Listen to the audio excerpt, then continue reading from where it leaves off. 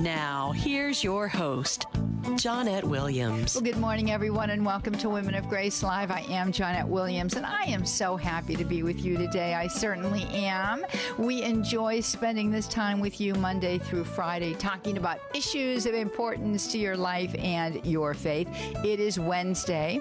That means that on Women of Grace Live, it's a wacky Wednesday, and Sue Brinkman is with us, and we're going to talk about some of the weird and wacky things that we see happening in our culture today. And, some of the weird and wacky practices that people want to get engaged in. And we've got a doozy for you today.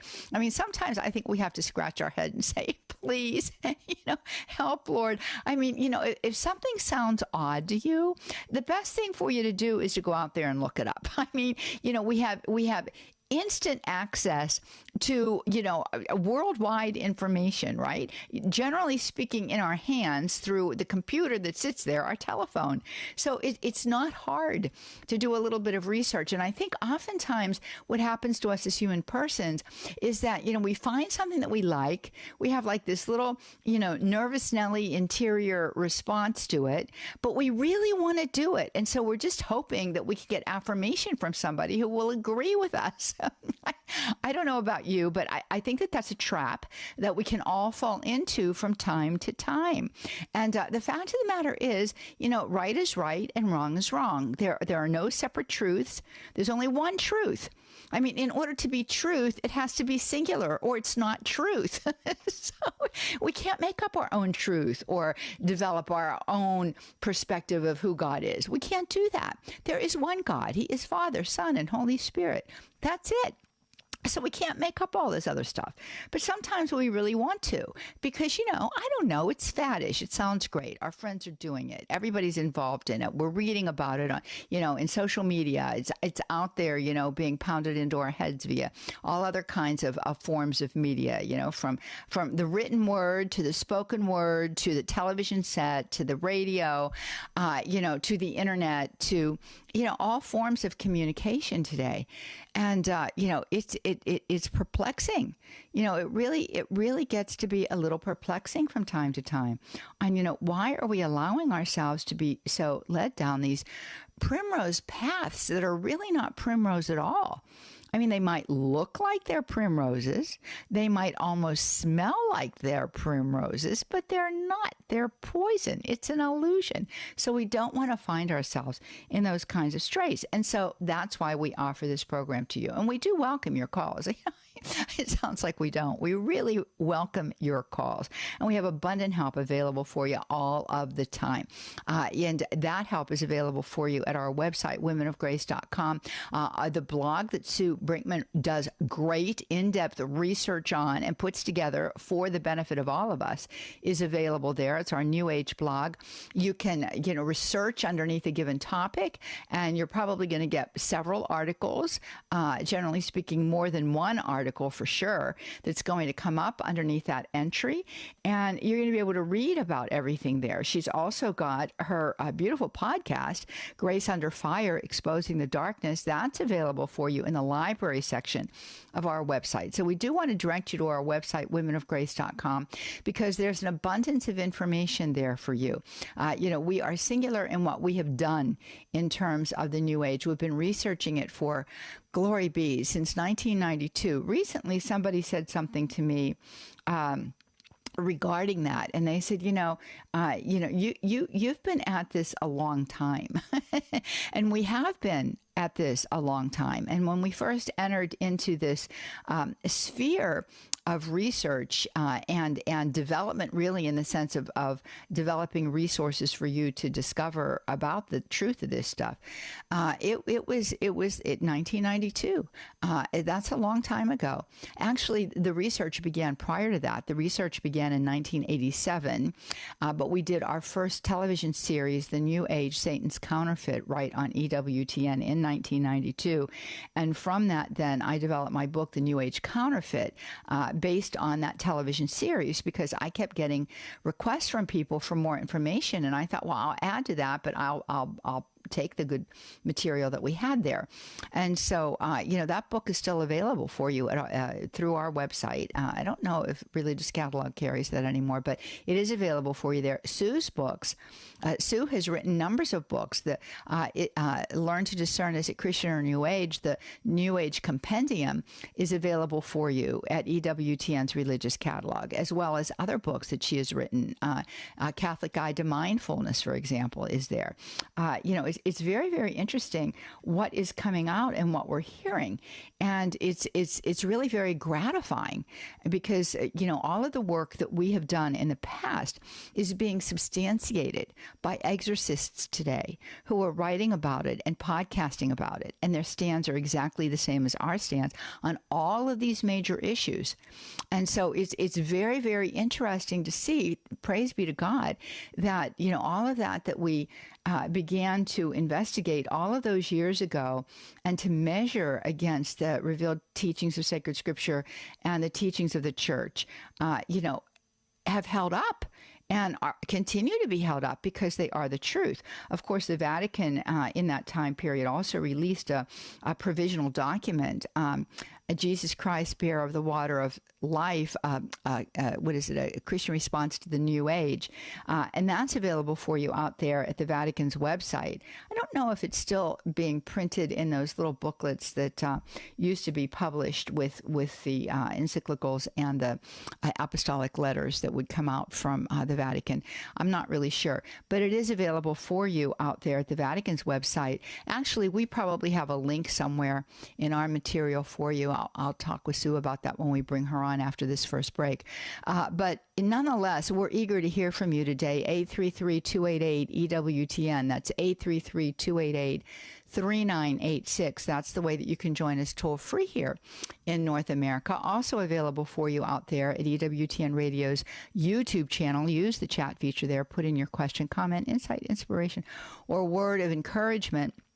We'll get it and we'll respond to it. Additional to that, you can text your question to us. Text the letters EWTN to 58177. Wait for a response and then put in your name and your question. We ask you to make it short, and how it is that you're listening to us. We always appreciate knowing that. So all of these ways were available to you. If you're outside of North America, country code 1-205-271-2985. I do want to remind you about our Benedicta Institute, a week-long immersive that's coming up October the 14th through the 20th at St. Bernard's Abbey in Coleman, Alabama. Very eager for you to join us for this event. The information is available for you at our website. I do want you to know that we have financial aid available for you. So, if you want to come and, financially it's just, a crunch time, which it is for a lot of people, we can help you to come. We can help you. So don't let that be something that stops you. We actually have two funds that can help you, FUNDS. So I do encourage you to check it out. We would love to have you there. And if you live in the area here, of course, it's not hard to get there. So we certainly do invite you to check that out. We can talk a little bit more about that on the other side of the break. But Sue's going to be with us. And it's another Wacky Wednesday here on Women of Grace Live, 833-288-EWTN. Stay with us.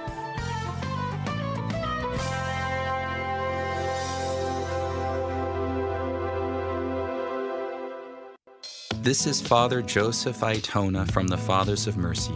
We need Catholic radio to spread the truths of Jesus Christ and His Church. The more we feed our souls with good, solid, orthodox content, which is faithful to the magisterium of the Church, the more we can love God and spread that love to our neighbor. The world needs EWTN Catholic Radio, now more than ever. Are you prepared to vote? Catholics must form their consciences by church teaching. It is not a matter of personal decision about what is good or evil, but upon the objective moral order willed by God, binding on human beings and known through reason and divine revelation. Be prepared to vote your faith this November. Visit EWTN.com/vote for everything Catholic voters need to know before picking up a ballot. This is a Did You Know moment with Sandra McDevitt. Did you know America's name is connected to a Hungarian saint? The origin of the name America came from the Italian explorer Amerigo Vespucci. Amerigo bore a saint's name. That saint was the son of Saint Stephen, King of Hungary. His name was Emmerich. This name quickly became a popular name in Europe upon his canonization, a short 52 years after his death. He was mentored by St. Gilbert, who was reluctantly sent to newly Christianized Hungary. Through him, St. Emmerich developed a devotion to the Blessed Mother.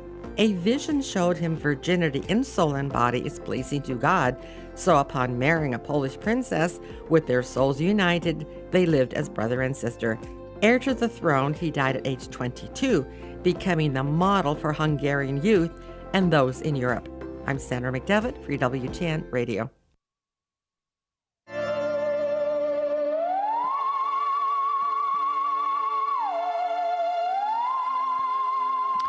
Well, welcome, friends, to Wacky Wednesday right here on Women of Grace Live. Every Wednesday, we dedicate to answering questions that you might have about some of the strange things that you see going on in the culture today. I got to tell you what, we never run out.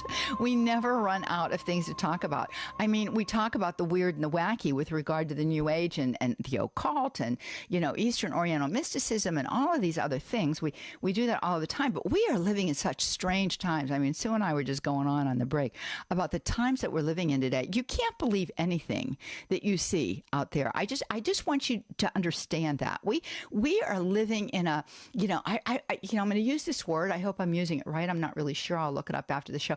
Like a miasma. We're living in we are living in a soup of deception. We have got to understand that. There will be terrible times in the last days.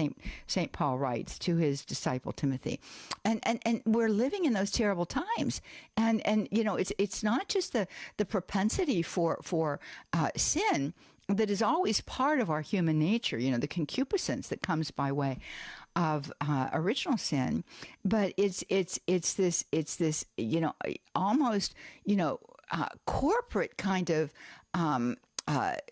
effort that is really being orchestrated by powers and principalities, rulers of this present darkness, using instruments. God uses instruments to effect his good.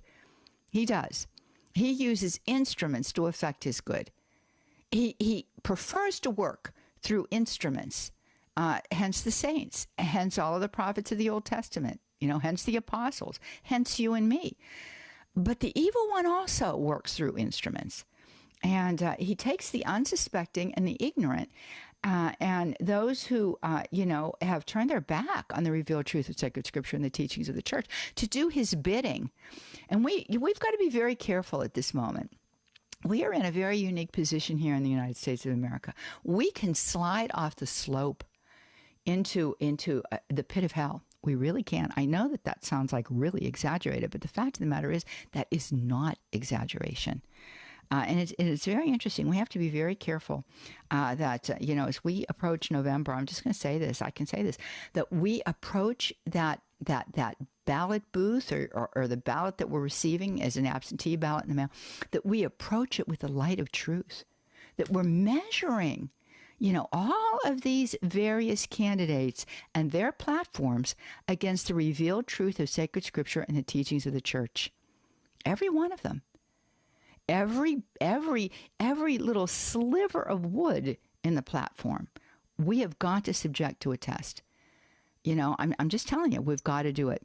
Well, anyway, we can keep going on and on about all this, but I want to get Sue on the air here. But first, I want to give out some congratulations. We are sending them out to our great EWTN radio partner, St. Therese Radio, serving Abilene, Texas, celebrating 9 years with EWTN. Congratulations, Kate Wilson, and your great team at KGIH in Abilene, from your friends here at EWTN and your friends here from Women of Grace. Thank you for your effort, and thank you for your steadfastness for these 9 years with EWTN. We appreciate you. You certainly are living out your name St. Therese radio, because we know St. Therese of Lisieux, what did she do? She never flagged. She kept moving forward, even as she was preparing to meet her Creator and in extreme pain. So anyway, thank you. Well, Sue, I'm telling you. Hey, it's rhyming. We're rhyming already. Yes, we are. I don't even know what to say about all that. It just happens here on Women of Grace Live. We're very poetic.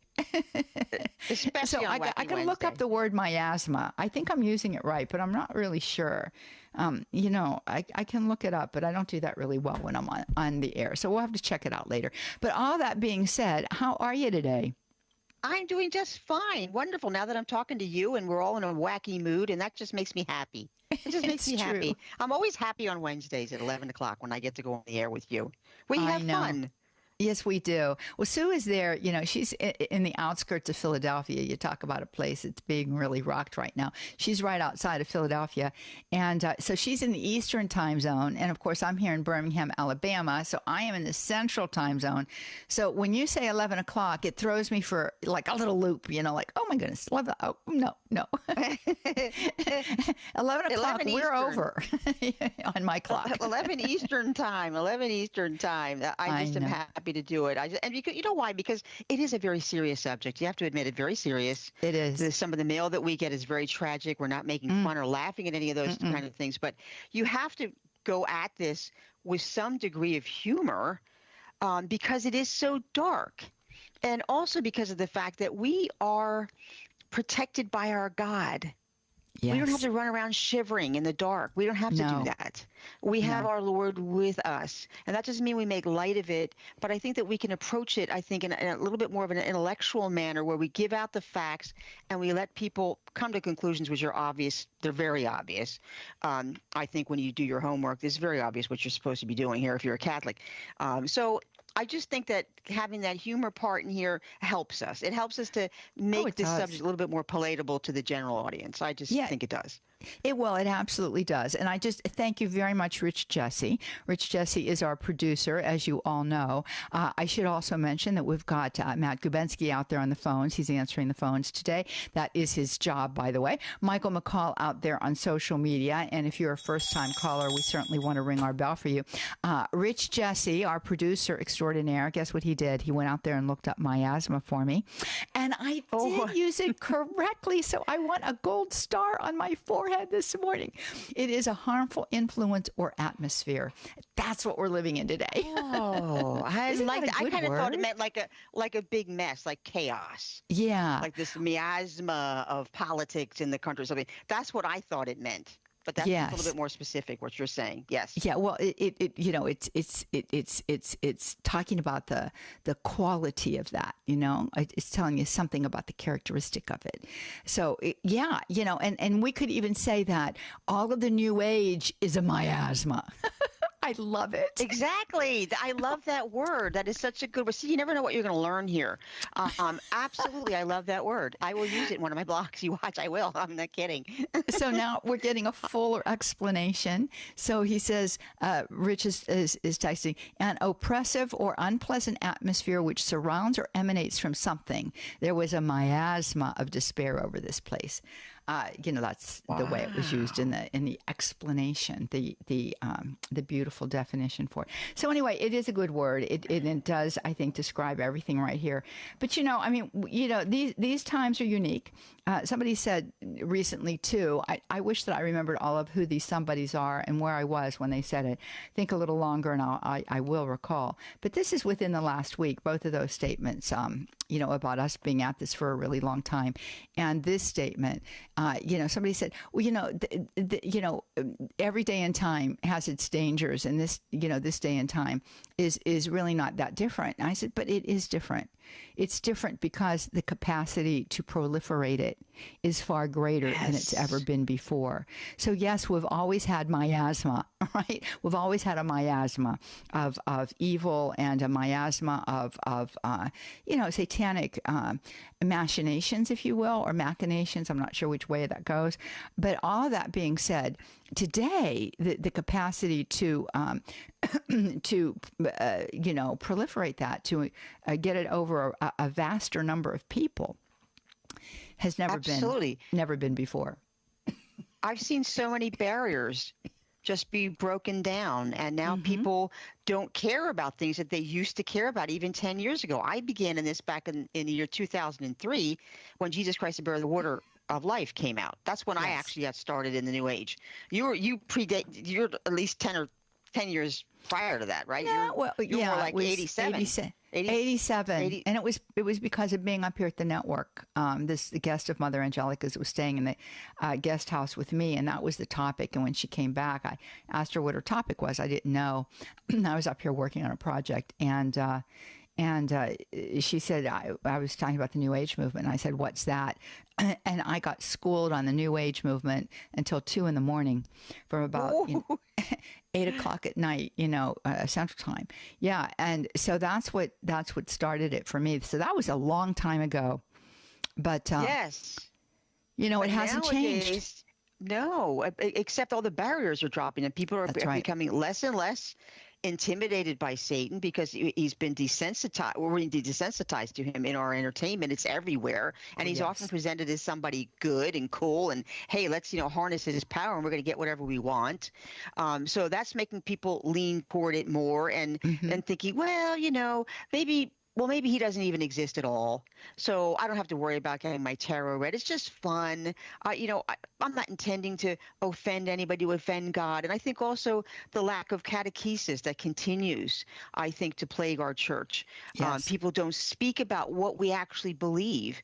Really, if you look into the New Age and you really start to ask yourself some questions about different things that might come up in your life, you really learn the faith that way. You really learn it because you got to pick up the catechism. You got to look in the Bible. You got to use Google, for something other than, finding whatever you want on Amazon. I mean, use Google to ask questions. That's right. Say, such and such Catholic. Put the word Catholic behind it. Always. We're going to talk today about Krishna consciousness.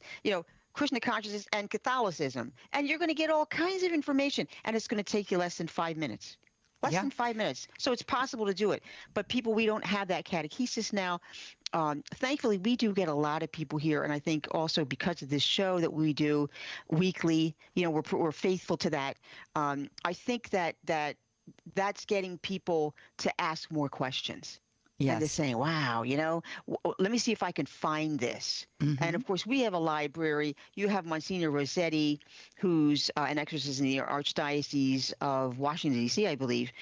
He's got a tremendous website. You've got Father Ripperger out there on YouTube. So you've got a lot of different sources now of people coming out, talking about it, giving information to people. And we get a lot of mail, and I always thank them for their charity toward their neighbor when they write to us, because I said, you're asking the questions for yourself, but you know what we're going to do with that question. We're going to go out there and answer it and then publish it for everybody to have. And you did that by taking the time to ask that question. That's right. And we never, we don't, you can use a pseudonym if you want to. We don't use their names. So, you can have that anonymity. You were mentioning some really, really wonderful exorcists there, Father Rossetti and then Father Ripperger. But I also want to mention Father Carlos Martins. And I was at Mass on Sunday morning. And, just a delightful, wonderful, wonderful woman who I admire very much, was sitting in front of us with her husband. And she turned around and it was, after Mass. And she says, Johnnette, she's whispering really, really low, so everything was very respectful.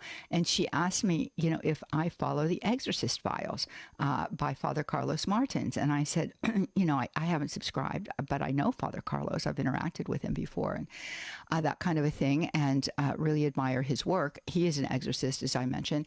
And she said, he just put something up. So this was Sunday now. So, and I think that his new stuff comes out every Wednesday. So part 2 to this should be there today. Part 1 should be up there. She said, talking about yoga. And she said, and he says everything that you talk about on the radio, Sue. And so, I was totally delighted because we get pushback on that topic, but he goes into, and what is he's underscoring in this case that he's talking about here. He is underscoring hatha yoga which is the one that everybody gets involved in, and says that, oh, it's just exercise and you can separate it. No, you can't. And he's very clear about that. So I felt, I really felt like we were, what's the word that I want to use? Kind of like, liberated in a sense. Yeah, validated. Yeah, validated. That's the right word. That's the word I was searching for and couldn't find. That's exactly right. But now, and interestingly enough, like in the midst of it, he was talking about some of the things that creep into that, and he does this like through dramatization as well as commentary. But one of these things has to do with this whole Krishna consciousness, that you're talking about. These other gods, these gods of Eastern Oriental mysticism. So, you recently had somebody send you something about that. So share with everybody, Sue. Yeah, somebody wrote to us and said that they have a loved one who's Catholic, and that loved one is using Hare Krishna beads. Mm-hmm. They subscribe to Back to Godhead magazine, and they believe the mind can control our destiny. Can Catholics be involved in these activities? Well, the answer is no. Absolutely not. I mean, the minute they said the Hare Krishna beads, I knew exactly what they were talking about. Back to Godhead magazine is the magazine of the organization, the International Society for Krishna Consciousness, and part of their mission on Earth is to spread Bhakti Yoga. Mm-hmm. And Bhakti comes from the root Bhaj, which means to adore and worship God. So there we go, back to the yoga thing. Oh, I'm just exercising. Well, you're not if you're doing Bhakti Yoga, because that's not what Bhakti Yoga is. Really, any of it is true. Absolutely. Yeah. And that's what Father talks about, is the fact that, but who is God? Well, God is the God that you are. It's this discovery of our own divinity, which is what it's all centered around, right? Exactly. But they often say to me, but Sue, the only thing that even is remotely Hindu in there is we might do the Om chant. And I say, well, have you ever looked up what the Om chant is? Do you know what that is? It's 3 letters. It's actually Aum. That's actually how you're supposed to say it. A-U-M, Aum. And those 3 sounds represent 3 states of consciousness. And the 3 sounds also represent the various Hindu trinities. Brahma, Vishnu, and Shiva, that's the creator, the preserver, the destroyer. It's the past, present, and the future. It's the waking, dreaming, and dreamless state. It's the heaven, earth, and underworld. This is what Aum means. And are you comfortable with that? Once you hear the explanation, and that's the problem, Johnnette, they don't know it. They just don't know this. This is what I want to know. Why would you go to Krishna beads when you have the rosary? I don't understand. All things are not created equal, Exactly. And the fact that they're using the Krishna beads are used, you chant. Mm-hmm. That's what you do on the beads, is you chant over and over and over again, but you're chanting to their gods. That's who you're chanting to. And they say, well, I'm just going to switch. We hear this all the time, don't we? We're just going to put the name of Jesus in there instead. You can't do that. It's not that easy. It's not that simple. No, because the evil one doesn't care. He doesn't care, what you're doing. You have fallen into his trap, and he owns you because you've fallen into the trap. More to come on the other side of the break. I'm telling you, we want to hear from you. 833-288-EWTN. That's 833-288-3986 is the way that you can contact us, or get out there to EWTN Radio's YouTube channel and use the chat feature there. You can also text us. Text the letters EWTN to 58177. We'll get everything retrieved. We'll get the phones answered. We'll get you on the air. We'll read your question on the air. And come back and join us.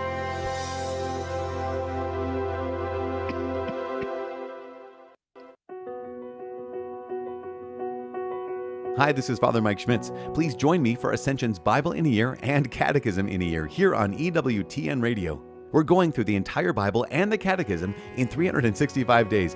If you've ever wanted to understand what it means to be Catholic and allow those truths to shape your life, this is for you. Bible in a Year and Catechism in a Year with Father Mike Schmitz, tonight at 10 p.m. Eastern, 7 p.m. Pacific on EWTN Radio. Sisters in Christ, have you considered continuing your education? Now you can obtain a certification in Catholic women's leadership through the Benedicta Institute for Women. Our upcoming fall week-long immersive course, The Dignity of Dust, Contemplating Our Humanity begins October 14th at St. Bernard Abbey in Coleman, Alabama. In order to know how to act, we first must know who we are. Doing follows being. This course asks the question, who is the human being? Dr. Donald Wallenfang, professor of theology and philosophy and our academic advisor, will lead us through this engaging course as we explore the writings of St. Teresa Benedicta of the Cross and Carol Hauslander. To learn more about the Benedicta Institute and to register for this fall course, visit us at benedictainstitute.com or call 800-558-5452. Consider earning a certification or come for your own spiritual growth. Never miss any of your favorite EWTN television or radio shows when you have the Amazon Fire TV player. All you need is a high-speed internet connection, a TV, and the Amazon Fire TV player. Hi, this is Cy Kellett. We hope you'll join us and bring your questions later today on Catholic Answers Live. We've got answers. Catholic Answers Live, 6 p.m. Eastern on EWTN Radio. Now back to Women of Grace with Johnnette Williams. Join in on the conversation. The Women of Grace phone lines are open. 1-833-288-EWTN. 1-833-288-3986. Well, welcome back, friends. You're listening to Women of Grace Live, and it's a Wednesday today, which means it's Wacky Wednesday. We're happy you're with us. Happy that the phone lines are ringing. We have 3 lines available right now. We've got 3 lines full up and 3 to go. So we are eager to hear from you. Put your name on one of those lines, 833-288-EWTN.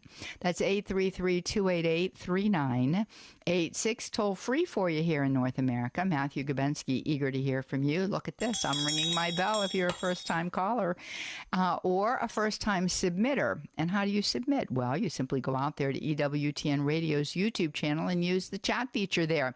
Michael McCall will retrieve your question and get it up on the board. And let me tell you this, too. You can text us. And, this Michael McCall, he's just, I don't know what he is. He's like this guy that can do 2 things at one time. He can retrieve your text question as well and get it up on the board. How do you do that? You text the letters EWTN to 58177. Wait for our response. Put in your question or comment. We will get it up on the board. Do want to let you know that you can journey deeper into your understanding of the Eucharistic mystery and understand the Eucharistic story of God's love for us from the Old Testament to the institution of the Eucharist. How do you do that? Well, you download the free ebook, The 12 Stations of the Most Holy Eucharist, at EWTN.com/Catholicism. It is a free ebook. I don't know about you, but I'm always interested in freebies. So you can get a free ebook, The 12 Stations of the Most Holy Eucharist, at EWTN.com/Catholicism, encouraging you to take advantage of the opportunity. We can never exhaust our growth of knowledge and our growth of dedication and love of the Eucharistic presence of our Lord. And this book is going to help to just, take you a little further down the road there. So we invite you to do that. Well, Sue, we've got some people here, so let's get started. Let's get to Kathleen, first-time caller in Valencia, California. Ringing my bell for you, Kathleen. How are you? I'm doing well. How are you?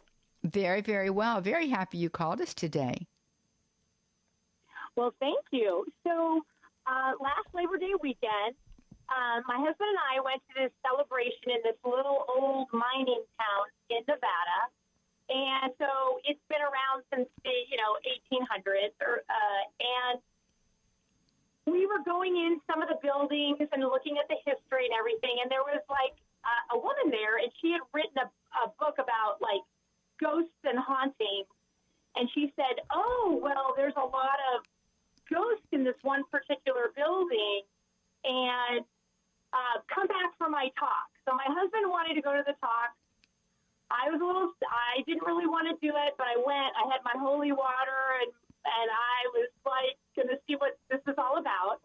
And she had all of the different instruments. There's these Geiger counters that you can see if there's a spirit there. She had video equipment to catch ghosts, and she also had these little chat boxes that you can supposedly talk into and talk to the ghost or whatever. So there was activity there, and my is that like there's ghosts can't really, they're not really human beings trapped here on Earth. They're really demons disguising themselves as humans. And I wanted to know, is that our Catholic belief? Do we believe that a spirit can get trapped here on Earth? Good question, Kathleen. Very good question. And I would say that Sue's going to give you a high five here. Go ahead, Sue. Yes, you're absolutely right, Kathleen. That's impossible. That doesn't happen. No one who really understands God, who has ever read the Bible, would ever say that, because God is a loving father. He's the most perfect of all fathers. What father would let their loved one wander around the universe at such a critical time in their life, and just let them hang there and get lost and get stuck? Such a thing does not happen. We believe in the Catholic Church and from the Catechism that at the moment that you die, you are judged and you receive your eternal reward, or you're sent to purgatory for purification, or you go to the other place. So, no, it's not possible for a soul to get trapped here. They're not going to get trapped here. Now, will demons pretend to be souls who are trapped here? Absolutely. And there's a multi-million-dollar, probably $1 billion industry out in Hollywood creating movies and shows that like to say that. Demons can do that. They are preternatural beings. They have the power to do that, and they do it. And a lot of people do believe in ghosts for that reason. Now, God can allow people from the dead to come back and be seen. He can facilitate that. That's possible for him to do. But he only does that for reasons such as to ask for prayer, to give us warnings. We all know that about Our Lady. When she comes to appear, it's never for frivolous reasons like to make, footfalls on the floor in the middle of the night or throw pots and pans around. I mean, he never allows that. And a human soul, once they're disconnected from their body and their senses, is not capable, doesn't have the ability anymore to contact the material world. They just don't have it. That has to be given to them by some power that can provide it. And that would be either a preternatural power, which is a devil or an angel, or a supernatural power. Now, God's not going to do it for frivolous reasons. Angels do what he wants. They're not going to do it. So, and if the human being can't do it, who's left? It's the devil. So that's their big masquerade, and unfortunately it works. A lot of people do believe in ghosts. They go on ghost tours and all this kind of stuff, and they believe it. That people somebody committed suicide in that house, and that's his spirit. That's who's looking out the window at us right now. I've seen all that stuff, and it's not. That whatever's in that house, if somebody was murdered there or whatever the case might be, is the spirit that provoked it that is now mimicking that person. It is not that person. That person has gone on to their reward. That's a great question, though, Kathleen. Thank you for that. It really is. And so speak to the woman who was there in this mine and had all of this equipment. We know that there's a lot of paranormal people out there that are also making a whole lot of money by using these kinds of I don't know, apparatus, I guess your apparati, to try to get a sense of the paranormal in some way. These instruments are supposed to be able to detect that. What's going on there? Right. We just did a whole blog on that. So if you go out to our blog at newage.womenofgrace.com, you'll find that in the index. Those instruments are meant to detect energy that is supposedly coming out of these ghostly apparitions. The problem with that is that it's based on bad physics. Real physics, genuine physics, says that all the energy that's stored in our bodies when we die just gets put back into the earth. Many of them don't believe that happens. They believe that when we die, our energy then takes on another form. Okay, this is based on Albert Einstein, who had a theory that energy could not be created or destroyed. And so people elaborated on that and said, okay, well, then where does it go after death? Maybe that's what a ghost is. And that's what all their instruments, their EVP meters and that's what they're all designed to do, is to pick up energy. The problem is that energy is emitted from things such as a light bulb, a television, a toaster. So whatever that meter is reading could be coming from anywhere. It's not coming from a ghost. First of all, because there is no such thing as a ghost. And second of all, because it's more than likely coming from some other source. Because the energy in our bodies when we die, as I said, is reabsorbed into the earth. That's what happens to it. That's according to real physics. I hope that answers that. Yeah, Kathleen. So, really and truly, I think it's kind of unfortunate that you and your husband, just going to this mining town, found yourselves involved in that kind of a thing. I personally, if it were me and I found myself involved in that kind of a situation, and this woman was seeking to demonstrate the presence of preternatural, activity, which is what she was doing, and you said that there was activity. What I would do is I would take that to the sacrament of confession. And I'm not suggesting that you committed a sin. That's not for me to judge. I don't know what your knowledge prior to was. You interpreted correctly what was going on there, though. But you found yourself in that situation. So it's not like, oh, I intentionally want to go and find out about these things. It was something other than that. But I would take it. I would share it with Father. And I would just tell him that you want to reject, renounce, and repent of any kind of even inadvertent or ignorant, meaning in the sense of not having the knowledge, complicity in this, any kind of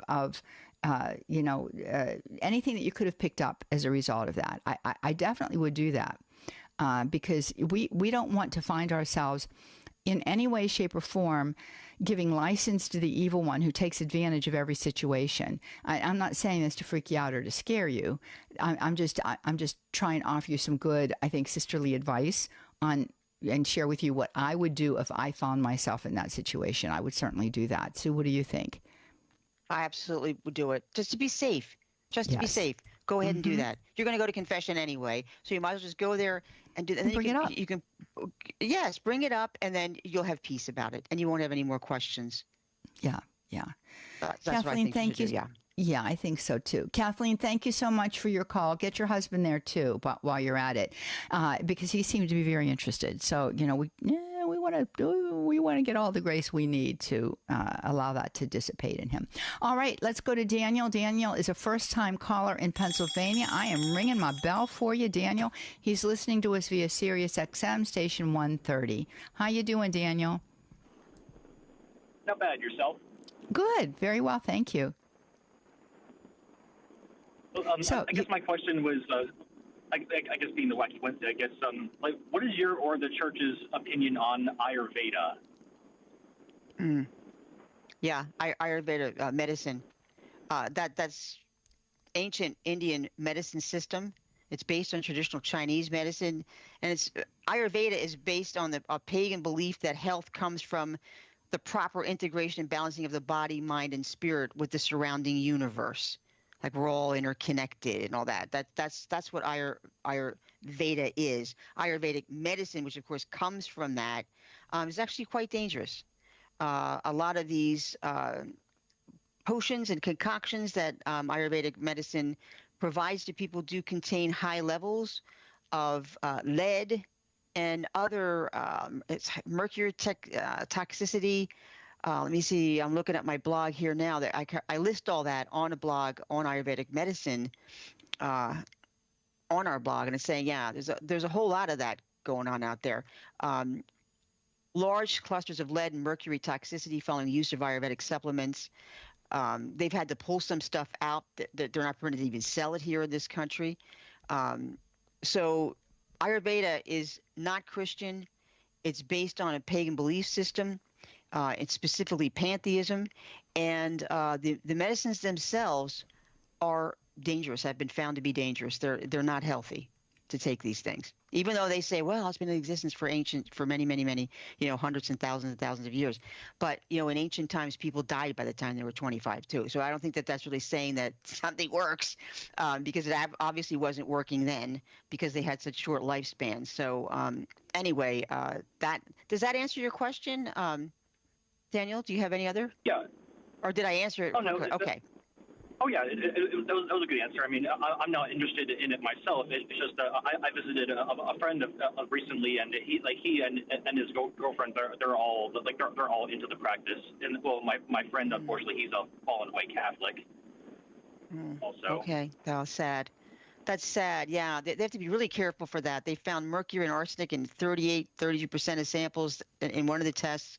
I don't know if there's any nice way for you to bring it up, but I mean, we do have all this information, and it's not a preachy type thing. Our blogs are not preachy. We pretty much just lay it out there, what the facts are. I don't know if maybe you think they would like to, look at it at least. Be very careful if they're using any supplements that come from Ayurvedic tradition, because some of them are just, they're loaded with stuff that doesn't belong in supplements. Daniel, thank you so much for your question. I'm sure that there's a lot of people out there wondering the same thing. And this is one of the reasons why we so appreciate when you call in and ask a question. Because if you have a question about a given topic, you can bet your bottom dollar that somebody out there, more than one person, has the same question. So that was a good one. Thank you, Daniel, so very, very much.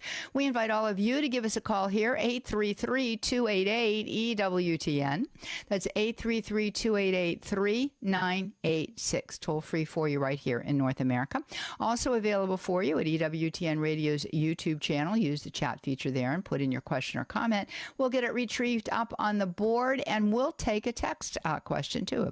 You can text the letters EWTN to 58177. We'll get it, and guess what we'll do? We'll read it right here on the air, and we will get an answer for you. We do have Donna in Altoona, and I'm hoping you're still listening, Donna, because we're going to get to your question after we talk with Carol, who is in Mobile, Alabama. She is south of us. I don't know, Carol. Maybe you're bracing for this storm that is coming into the Gulf. We'll be praying for all of you. We're happy to have you with us. Thank you, Johnnette. I'm also a first-time caller, too. Oh, well, then here we're going to do this for you because we're really excited to have you now. Thank you. I love this show, Wacky Wednesday. It's one of my favorites. My question is, I'm a very devout Catholic, cradle Catholic. I teach on Sunday mornings, part of the elementary school, so I know a lot of my Catholic faith, but I do attend yoga. And this is my question.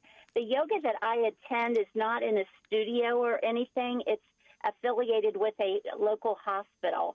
And they don't do any incense, any chanting, they don't even talk about, only the class is called yoga, but it's just all stretching. And it has been like the best thing in the world for my body as far as toning up my body.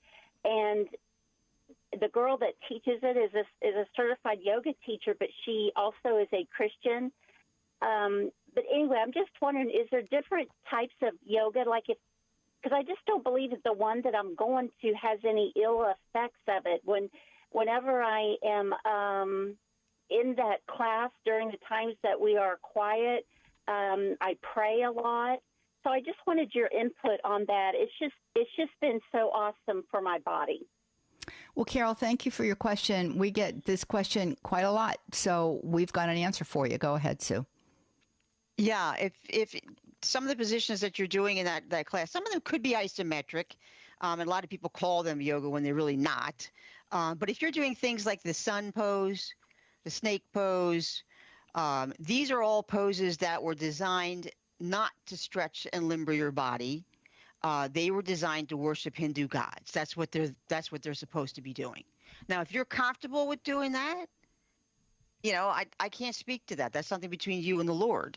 But a lot of people are saying, no, I don't like that idea, because there are isometric and other type of gymnastic type stretches that you can be doing that don't have any religious baggage to them at all. And the fact that you are a devout Catholic, and it sounds to me like you really love your religion, and you love your faith, and you're teaching children and that sort of thing, got to be really careful for scandal, because yoga is associated with Hinduism. And somebody might, just in your offhand comment, you say, oh yeah, I take yoga, I do yoga classes for stretching. They might hear you say that word yoga and think, wow, she's such a devout Catholic and yoga is Hindu. I guess Hinduism isn't all that bad. And they might then get involved in that in some way. Well, I'll tell you. You have to be very, very careful about practicing yoga. I mean, you have to do what you're going to do, but we're against the practice of yoga. Absolutely, because none of those stretches are designed to stretch you. They're designed to worship Hindu gods. That's just what it is. And I'll say this, Carol. I've really never met an exorcist, and I know a number of them, who has ever said that yoga is okay. Never once. And the fact is that any of those positions that you're putting yourself into are in imitation of these Hindu gods. And the evil one does not care whether that's your intention. He doesn't care about intention. He cares about what you're doing. Exactly. And when we do those things, we are opening ourselves up to him. Father Carlos Martins, and you might want to get out there to the Exorcist Files, to his podcast. You can find it on YouTube. He talks about that. And he says, people will say, well, I feel better. My back is better. This is better. I've never felt healthier. Well, that's just fine. But are we going to trade that? Are we going to trade that for doing something that is reprehensible to God, putting our bodies in the position of Hindu gods? And he says, well, why is it that some people experience, a bad reaction and find themselves really in a position of being, if not, possessed, oppressed, and perhaps even being obsessed?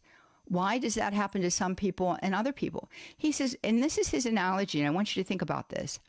He says, let's suppose that I own a home in Florida. Well, and you are very close to Florida, so you know a lot of people own homes in Florida. He says, let's suppose I own that home, and I never go to that home. But that home is available to me at any time I want to go and use that home. The fact that I'm not there now and have never been there yet doesn't mean that it doesn't belong to me, and doesn't mean that I can't use it. And he said, and that's what happens when we open ourselves up to yoga, because that's what he's talking about. He says the fact that we haven't experienced anything negative doesn't mean that we haven't given basically the keys to the house, which is our being, to the evil one to come in and occupy anytime he wants to or whenever it suits his purpose. And he lays it on the line in this. So, I appreciate the fact that you feel better. So many people say that. But as Sue is pointing out, it's no better than any other exercise. As a matter of fact, there's a lot of research that says that it's not as good as other exercise, and it is dangerous to our body. So we've got that research out there, don't we, Sue? Absolutely. We do have that out there, Carol, and it's be really, really worth your while to go out and read it. Also, try something like eccentrics, ESSENTRICS.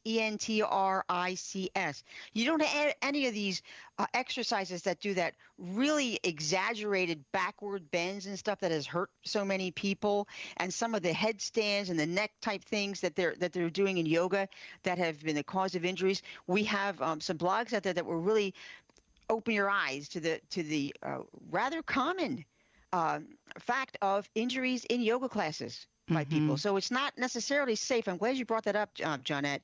But try something like eccentrics, which is very good. People love that. I do those myself. I think they're wonderful. And they have nothing to do with yoga. Yoga's not even in there at all.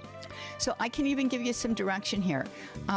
Go to YouTube, put in Exorcist Files. It's Season 2, Case Number 12, Part 1.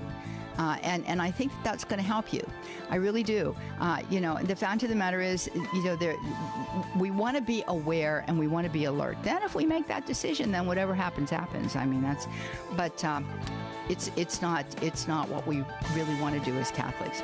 Well, Sue, this was excellent today. Thank you so much. Thank you always for Wacky Wednesday and everything that you do for Women of Grace out there at our website. Check out that Women of Grace blog on the New Age. In addition to that, check out the podcast, Grace Under Fire, Exposing the Darkness. Sorry we couldn't get to the rest of you. Next week, we'll be back on this topic, but I'll be back with you again tomorrow. Until then, God bless you now. Bye-bye.